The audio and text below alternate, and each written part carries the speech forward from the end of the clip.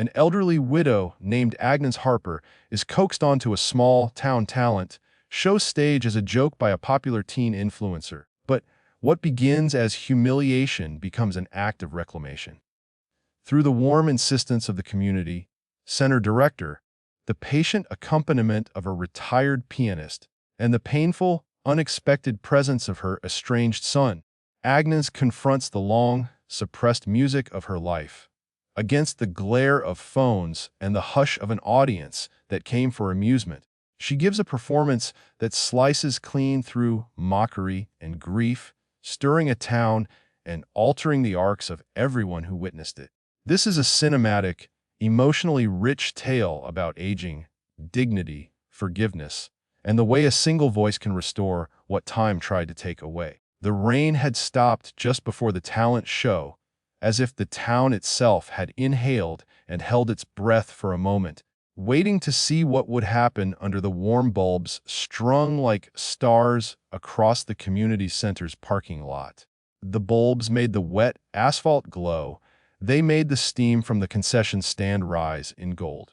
People arrived with umbrellas tucked under arms and with nervous energy that looked like laughter practiced in the mirror. A rectangle of folding chairs, stage lights, a battered upright piano with a bit of chipped varnish at the corner.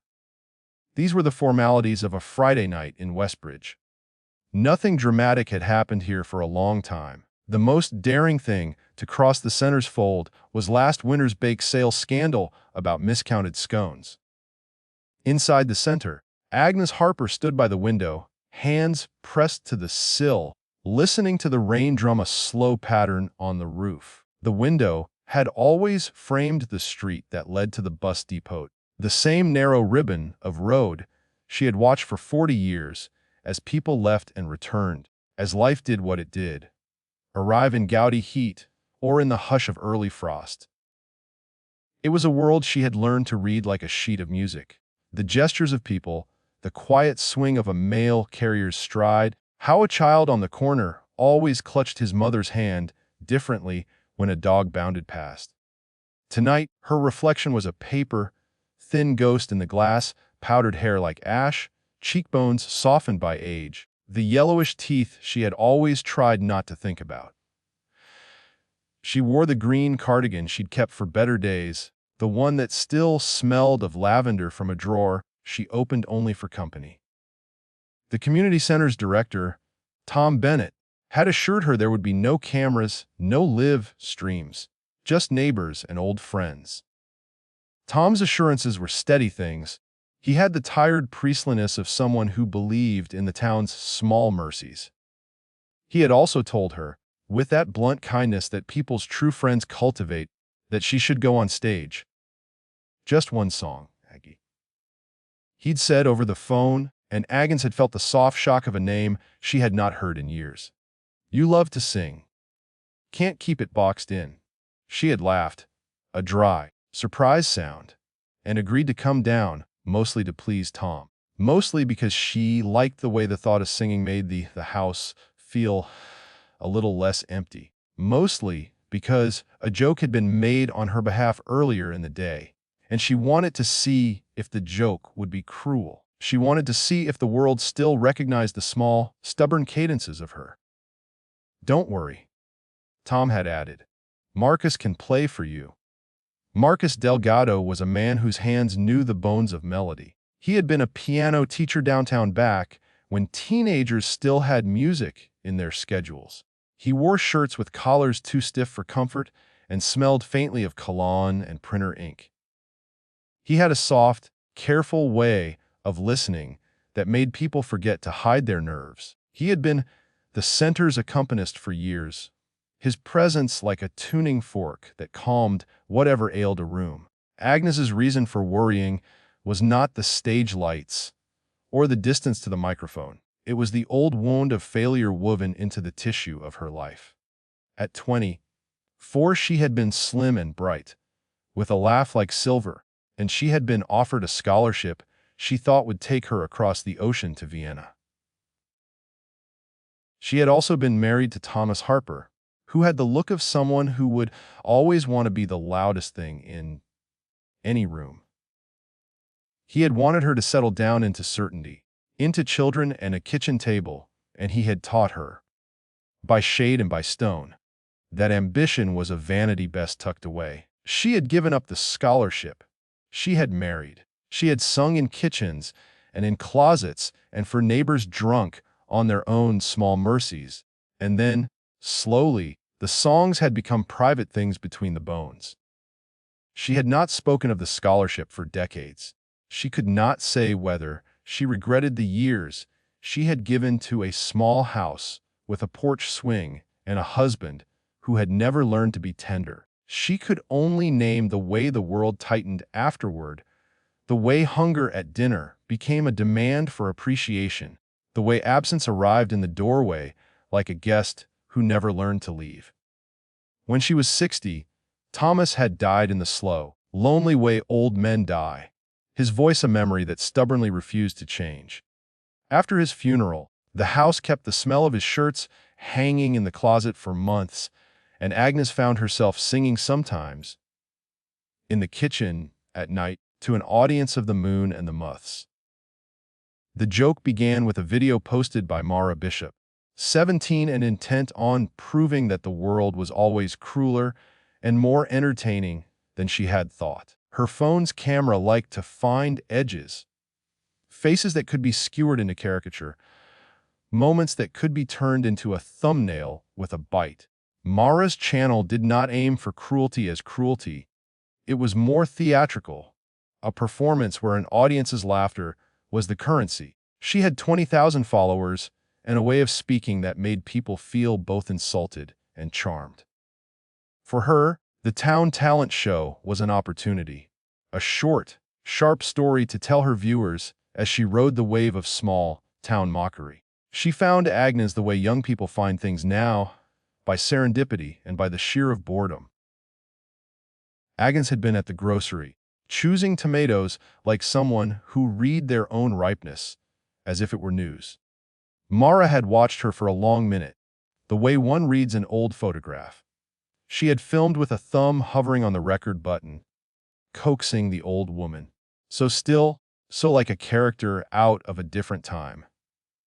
Until she asked, with the bright cruelty of the young, whether the old woman would sing for them. Agnes had said yes, not because she wanted to be the center of attention, but because the question had been simple, and because a voice inside her ran like a spring when offered a stone to play. Tom had heard, and he had called Agnes because he thought she deserved something other than ridicule. He had smoothed the ripples as best he could. "It's the town," he said. "They'll laugh at the idea. But you go on and do what you always do. If you want, leave early. Take the parking lot exit." She arrived in a taxi that smelled like peppermint and upholstery. At the center, Mara and two boys hovered near the front steps, whispering into their phones, retweets already imagined. They didn't mean to be vicious. At least Mara told herself she didn't. She meant to make a spectacle that would bring her a week of trivial notoriety. She had not counted on how a body announces itself when it knows its own history. "Are you Agnes?" she asked, breathless. "Agnes Harper," the old woman corrected, like a card being straightened against a deck. Her voice carried a dry, old timbre that had nothing to do with pitch and everything to do with long winters. It was the voice someone had when they'd been forced to keep secrets for years. Mara's phone drifted up and the boys laughed, and Agnes felt an impulsive flash of anger, hot enough to startle her. "Is this funny to you?" she asked. The question surprised them because it had no sarcasm. It had the weight of someone who'd been asked to trade the rest of her life for a moment's entertainment. Mara's laugh was quick, reflexive. She used kindness like currency in public because it fed her followers. "It's just for the show," she said. "It'll be cute. You can say no, no harm." But she put the camera deeper into Agnes's face, hunting for that slight twitch a world loves. Agnes looked at the lens, at the tiny black hole of interest. She saw, plain as a hand-held mirror, how people made their spectacles. She should have walked away. She could have. Instead, she sighed. Not the sound of someone resigning, but of someone remembering a song. "I'll sing," she said. Tom found her backstage and wrapped thin hands around her shoulders like a tether. "You don't have to do it because you said yes to her," he said softly. "Do it if you want to. Take the song you want." Agnes closed her eyes and thought of a song she had made up when the mailman delivered a blue envelope, and she'd fancied the word abroad like a bell. It was a lullaby in her head years ago, short and stubborn, with a phrase that turned and turned like a key in a lock. Her songs were not clever. They were small threads of truth.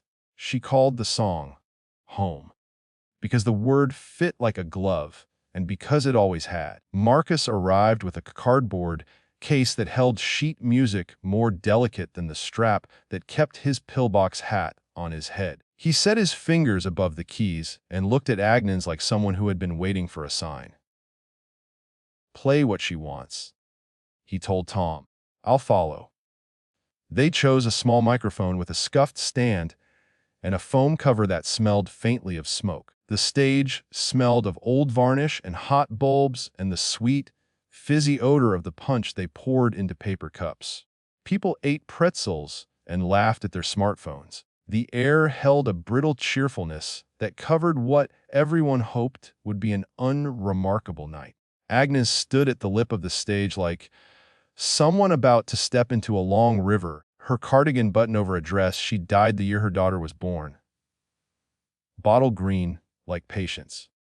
She breathed in, the way a singer does, calibrating chest and throat. The microphone stood like an altar. The audience included old faces. Mrs. Donahue, who ran the senior fitness class, Mr. Cole, who mended fences for a living, teenagers with zipped jackets and smirks, and also a collision of phones pointed outward, calling down images to the grid. Mara sat in the front row, bright and smug, her phone in hand, waiting to press the button that would make the moment into content. Some part of her had begun to feel guilty for the way she had egged the spectacle along.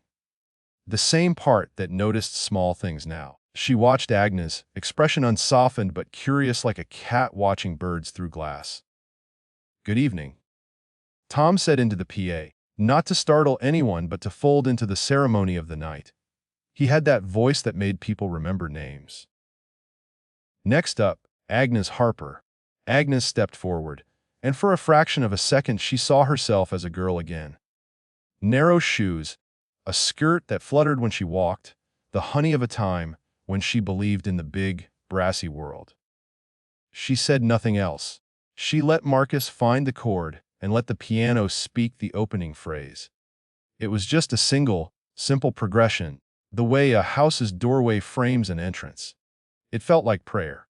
She began softly, almost conversationally, not bending toward the crowd so much as talking to someone she loved who was far away. Her voice, for the first lines, was a tremor, like a window that had not been opened in a long time. "Home," she sang. The words sat in the air like a small bird. She sang the song she had kept folded in her heart for decades, the lullaby of the stove's hiss and the way a porch light looked in heavy rain. The melody was not ornate. It used the same notes children belt in the dark when they're naming the places they imagine. But it carried textures, the memory of a man's whistled tune at dawn, the scent of lemon peel on a windowsill, the echo of a baby's first cry in a kitchen lit by a single bulb. Marcus's accompaniment was patient and exact, supporting the phrases like a gentle tide. Halfway through, something happened. The room felt rearranged. The teenagers who had expected to smirk against each other sat up. The men who used their laughter as ballast forgot to breathe. Even Mara's smug expression loosened. She lowered her phone and looked. Really looked. Agnes's voice changed in that middle passage, gaining a power that wasn't a force but a kind of truth. It rounded corners in the song where no one expected corners to be. Her vibrato was not artless. There was technique and years of practice hidden beneath the domesticity of the notes. She didn't shout, she revealed. And Then, as any honest singer will tell you, the moment came when the song belonged less to the singer and more to the room. A memory climbed into the melody like a bird finding its way, and Agnes's image over the window panes was no longer a ghost, but an anchor. A woman in the third row. June, who had been married to a miner and had hands like one, reached for the hand of the person next to her. A man who had been in a collapse of some sort of faith said nothing, but his jaw worked the way it does when one swallows tears. The teenagers put their phones away. Phones ceased to be the world's mirror and became the world's masks.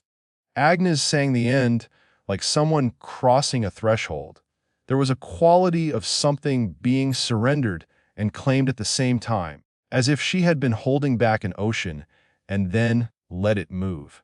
Her voice filled the space between the bulbs and the lingering rain smell. She closed her eyes at the last line, and when she opened them, the audience was leaning in, listening, like people listening to a confession in a church. For a moment, there was only the sound of breath and the hush of applause that began as hesitant clapping and became a tidal roar. A hand rose from the back. Then more. People stood one by one, an awkward, honest operation like someone learning to walk again. By the time their feet were moving, everyone had stripped themselves of whatever dismissal they'd brought into the room. The standing ovation was immediate and then unstoppable. Phones rose, but this time they tried to capture something gentle rather than cruel. Mara's phone trembled in her hand. She felt the ground shift under her as the algorithm failed to respect the humanity in front of it. Agnes stood in the center of those beams of light, small and still, the applause washing over her the way spring rain washes dust from windowsills. She was aware of the thrum at her temples, the old blood more audible than she expected, the body's primitive applause, and her cheeks warmed. Tears pricked the corners of her eyes, silvering her lashes. She had not intended this. If anyone had asked, she would have said she simply wanted to sing. But the warmth filled her like an inheritance. Backstage, Mara felt something she didn't have a name for. She had been the architect of the spectacle, and now she watched the demolition of its premise. Her followers would call the clip a redeeming moment, or not what I expected, and turn it into a trending thing. She thought of the small cruelty of her plan, and a soreness rose like bile. She had wanted to make a cheap joke, and now felt raw as if she had branded herself. She stood and clapped, not because she had to, but because the part of her that was human had been startled. In the audience, Agnes saw a man she'd not expected to see. Elias, her son, stood at the back, his collar turned up against the night. The same hands that had once carried boxes in and out of their kitchen folded in a tight consideration. He had come home for reasons he had described as necessity, a job that had eaten his life, the guilt that had been gnawing at him for years. He had been in the town for a week, buying bread and avoiding his mother's house. He did not mean to come to the talent show, but something like coincidence or mercy had moved him toward the center's light. When Agnes finished, their eyes met. In that brief meeting, decades folded like a map, and the map revealed the places where both of them had been mistaken. Agnes saw the younger man she had rocked to sleep at 3 in the morning, the child who had been small enough to sleep inside the crook of her arm. Elias saw the woman who had tended him through fevers and school plays, who had taught him the first notes of the alphabet and the sturdiness of a boiled egg. Guilt unlatched a little, like a door sliding open. He moved forward through the clapping like a boat through warm water. Tom, seeing him, had the kind of look people use at funerals when they notice someone they've lost is in the pews. Elias stopped at the edge of the stage, and for a heartbeat no one moved. The town's applause flowed around them, but didn't erase the hush of two people assessing the wreckage and the reclamation. Elias, Agnes said, the name unadorned, and it sounded like a greeting across a line they had drawn and redrawn. Ma, he said, and the word was a mangled thing. Neither apology nor absolution, but something like both. He had the face that had been working for years, practical, hungry, set in lines that a woman could read like music. He had come to the show expecting to be an invisible part of the carpools and the small talk. He had not thought he would see his mother sing like that. He had not expected to feel alone in a way that made him ache. When the applause died and people began to file out with the generous chatter of the delighted, Tom stepped forward to the microphone. "Let's give another hand to Agnes Harper," he said. And let's thank every one of you for being here." The crowd whooped and called out names of local celebrities, and for a few heartbeats the world resumed its dull business of being kind to itself.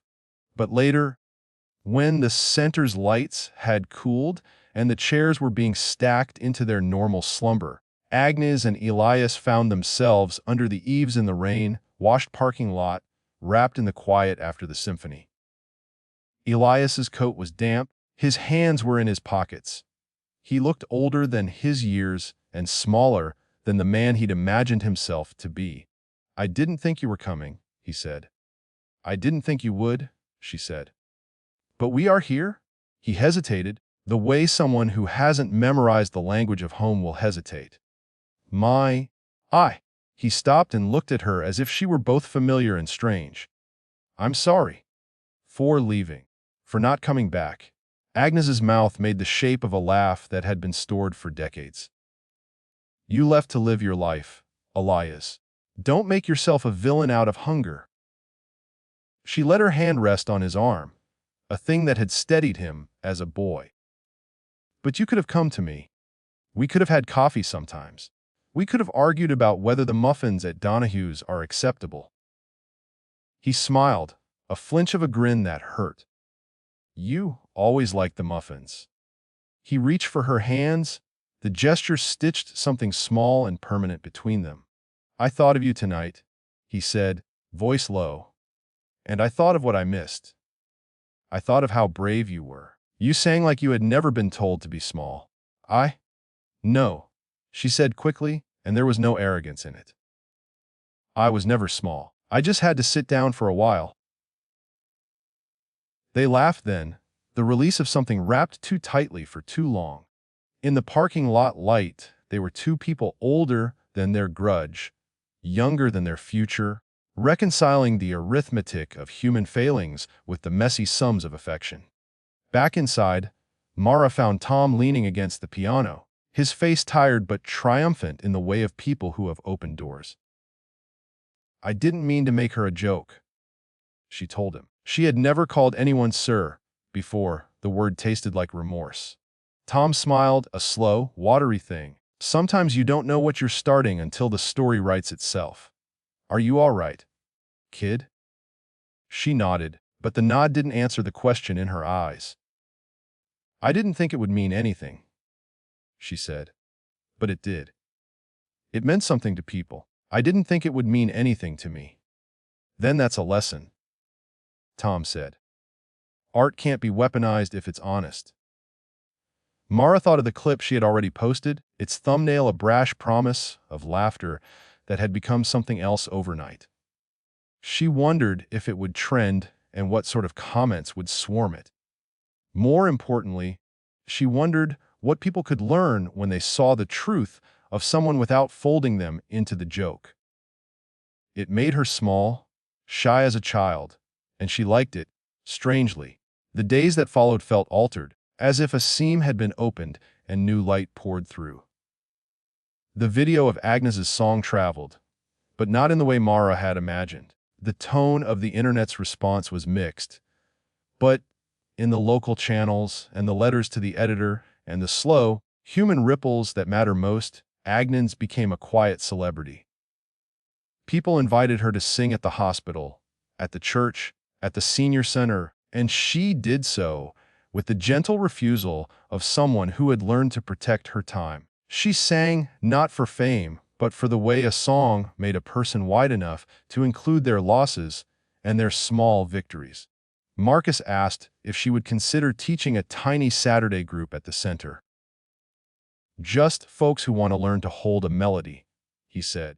We could call it the Voice Club, or... The Voice Club sounds like a parish group, she teased. He tilted his head, amused. Parish is not a bad word, he said. Neither is club. Elias began to show up for dinner sometimes, back from a city that had eaten him raw. He took a job at the lumberyard, something honest, and brought his mother stories of trains and of bad coffee and of a city that made people feel small. He apologized in all the ways he could, in pies, in time, in the small constancy of presence. He was not penitent as much as he was a man trying to become a better son. They built a new history out of the old one, not a reconstruction but a repair, like patching porcelain with gold. Mara, on her side, learned to be less hungry for spectacle and more curious about the people who lived beyond her camera's edge. She volunteered at the community center on Thursdays, shelving books and helping the older folks with their phones. Her clips changed tone. She began to tell stories rather than stitching punchlines into strangers' lives. Followers who wanted bite unsubscribed, others stayed and found themselves touched. She seemed to age a little then too, not in years but in empathy. As for Agnes, she kept the green cardigan. She kept it in the drawer next to the jar of buttons she had mended over the years. Sometimes she sang at the sink as she washed dishes, and the song had altered into something wider. The melody contained more than the stove's hiss now. It held the echo of an ovation like the warmth of a kitchen, the forgiveness of conversation, the softened shape of a son who had missed his way and found the courage to return. One evening in late autumn, when the maples shed their paper leaves and the air tasted like metal and spice, the center asked Agnes to sing again, this time quietly, for a memorial for a woman who had run the charity thrift shop for 30 years. She sang, and people listened with the reverence of ones who had been taught to love the night sky. Afterward, as she wrapped her scarf around her neck, a small girl with hair in 2 braids approached and asked, in a voice that had the same hunger Agnes once had, whether Agnes could teach her to sing. Agnes looked at the child and thought of the doors she had closed and the doors still waiting to open. She thought of Mara's phone, of the storm of clapping, of Elias's damp coat. She thought of the scholarship she'd once refused and the life she had lived in the shadow of it, and she felt no sting. Yes, she said, I'll teach you. She found herself smiling at the girl in the way a person smiles at a plant they intend to water. We'll start with a lullaby, she said, voice full of the small mercy that makes people brave. Everyone starts with a lullaby. They walked down the center steps together, a woman who had reclaimed her voice and a girl with a future like a sheet of music unscored. Behind them, the town continued. Its small dramas, its pleasures, its cruel glee, and its tender corrections. It was, in the end, a place where people could surprise one another. When the warm bulbs hung again over the parking lot at the next talent show, because the town loved rituals, Agnes came as an audience member. She wore the green cardigan, buttoned at the top like a secret, and sat with Elias at her side. Mara, who now relished the humanity of the world more than the spectacle, clapped the loudest. Marcus smiled from the piano bench, content with a life in chords. The applause that rippled through was for the performers on stage, yes, but there was a small, unspoken credit to the woman who had once been led there as a joke and had turned humiliation into something like a gift. Some things in life are made of 2 parts, what is given you and what you do with it.